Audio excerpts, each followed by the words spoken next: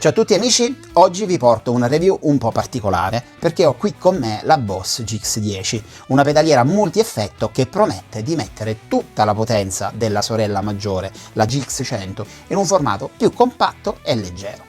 Parleremo delle caratteristiche tecniche, del design, dell'interfaccia, dei suoni, dell'editor e di tante altre cose, comprese le alternative per chi ancora è indeciso. Insomma, proveremo a fare un viaggio completo, per quanto possibile, nel mondo della GX10 e alla fine vi esprimerò anche che cosa ne penso. Sicuramente vi starete chiedendo se la recensione sarà positiva o se sarà negativa, visto che online ci sono pareri molto discordanti. Ecco, vi dirò anche perché secondo me succede questo. Io sono Leonardo Toro e questo, come sempre, è Like an App. Sigla!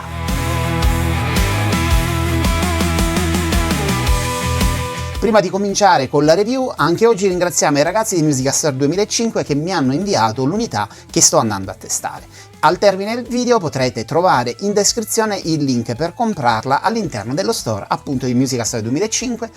Ogni volta che facciamo un video insieme ci assicuriamo che il prezzo del prodotto che stiamo recensendo sia il minimo sul mercato, quindi vi invito a visitare il sito di Musica Star 2005 e troverete tantissime offerte. Adesso iniziamo con la review.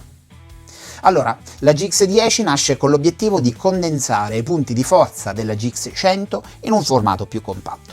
La scocca è interamente in metallo, quindi bella robusta e adatta alla vita da sala prove o palco.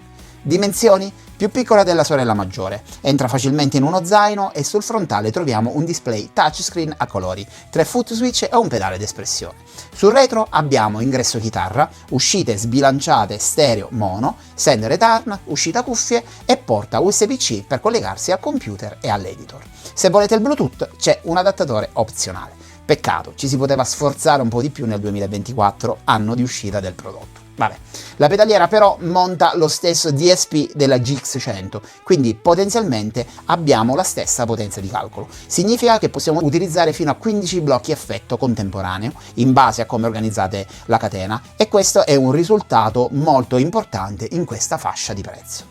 Il touchscreen è una feature che ormai è entrata anche sulle pedaliere Boss, brand che di solito fa della tradizione uno dei suoi punti distintivi. Qui è un po' più piccolo rispetto a quello della GX100, ma rimane piuttosto leggibile. Quello che invece è rimasto assolutamente nella tradizione è la logica dei menu, ma se già conoscete i menu e la filosofia dei prodotti Boss vi sentirete a casa. Se però vi approcciate a questo prodotto proveniendo da prodotti più user friendly, beh, una bella lettura al manuale e una bella dose di pazienza secondo me sono necessarie. La pedaliera dispone di 3 foot switch integrati, che a prima vista potrebbero sembrare pochi per chi è abituato ad avere pedaliere ben più grandi, ma come su altri prodotti nella stessa fascia di prezzo si può inserire un pedale aggiuntivo per espandere il numero dei pulsanti. C'è poi da dire che la Boss GX10 è assolutamente e totalmente gapless con il supporto allo spillover, che significa che al cambiare dei preset non sentirete nessun buco e le code degli effetti verranno mantenuti, quindi è un po' come avere virtualmente più pulsanti.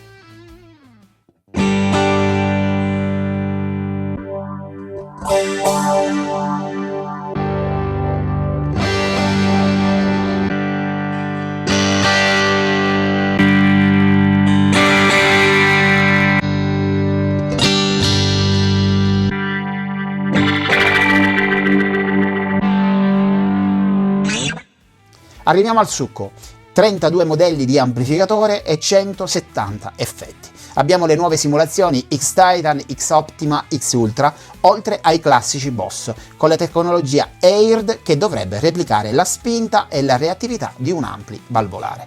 Nei suoni clean e negli overdrive leggeri la GX10 fa un figurone, specie se vi piacciono le modulazioni come chorus e flanger, dove Boss è tradizionalmente fortissima.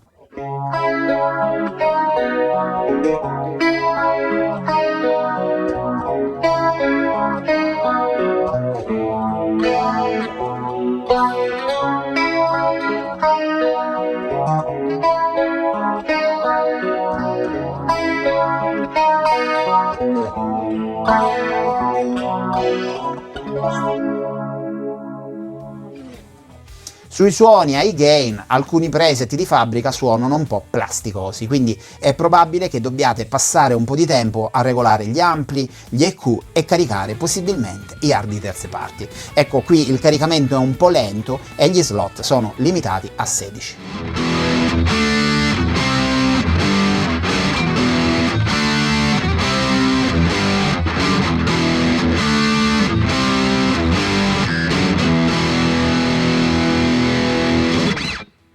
Potete editare tutto dal touchscreen, che io trovo decente, ma non perfetto. Ovviamente ormai siamo abituati a prodotti che fanno del touchscreen la loro interfaccia preeminente, come ad esempio il Quad Cortex. Oppure potete utilizzare l'editor software via USB. Qui devo dirlo, Boss Tone Studio non è fra i software più moderni. L'interfaccia è semplice, non è proprio un fulmine di guerra.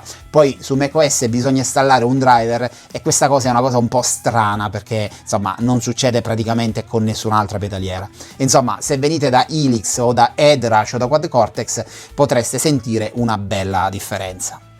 Ottimo il fatto che la macchina, quando viene usata invece come interfaccia audio, mette a disposizione 4 canali tramite la sua USB, quindi ottima per registrare direttamente in DAW o per fare reamping. Poi l'accordatore è polifonico e supporta addirittura il True Temperament, una chicca per chi è maniaco dell'intonazione. Ecco, questo aspetto è sicuramente la cosa più notevole di questo prodotto, perché è il più preciso accordatore che io abbia mai provato fino ad oggi. La macchina poi ha a disposizione anche un looper integrato, ma limitato a 19 secondi stereo o 34 in mono.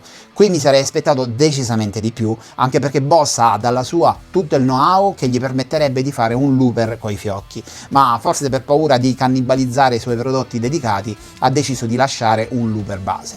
C'è da dire che però se dovete fare un giro o gemmare un po' su una base che avete registrato voi, può anche essere sufficiente. Ok, è ora di tirare un po' le somme su questo prodotto. La Boss GX10 è una pedaliera robusta e piena di effetti, con la solita affidabilità di Boss, fatti di pochi fronzoli e tanta sostanza. Non è perfetta, i suoni sono un po' sbilanciati verso qualcosa di moderno, quindi se cercate sonorità classiche non è il prodotto che è fatto per voi. Però se cercate qualcosa di diverso, con un'impronta più moderna, almeno per quanto riguarda le simulazioni degli ampli, allora potrete prenderla seriamente in considerazione. Mancano le uscite bilanciate, l'editor non è il top, ma gli effetti sono molto convincenti e su questo Boss fa scuola. Poi se venite già dal mondo Boss perché avete avuto i loro pedali oppure altri prodotti, è una scelta naturale per svecchiare un po' l'attrezzatura. Prima riflettevo sul perché ci sono state opinioni così discordanti su questo prodotto e oggi vi voglio lasciare con una frase che per me è fondamentale, perché secondo me spesso confondiamo ciò che è con ciò che vediamo, con ciò che pensiamo. Diceva la scrittrice Anais Nin: non vediamo le cose per come sono, ma per come siamo noi. Ecco perché un suono o un prodotto che a me sembra super, a voi può sembrare a volte meh. È tutto soggettivo, la verità cambia in funzione di quello che siamo e di come viviamo le nostre esperienze. Ok ragazzi, abbiamo detto tutto o quasi. Come sapete le mie recensioni non durano 2 ore, perché vi invito sempre, dopo aver visto la review, di andarla a provare, perché quello che per me è positivo magari per voi è negativo e viceversa. Oggi abbiamo visto comunque come funziona un po' la GX10, fatemi sapere nei commenti se l'avete già provata o se avete dei dubbi ulteriori, magari vi posso rispondere, mettete un like al video e iscrivetevi al canale che è sempre fondamentale per me e in questa maniera rimarrete sempre aggiornati su tutti i miei video, sulle recensioni tutorial e tutti i contenuti musicali. Alla prossima!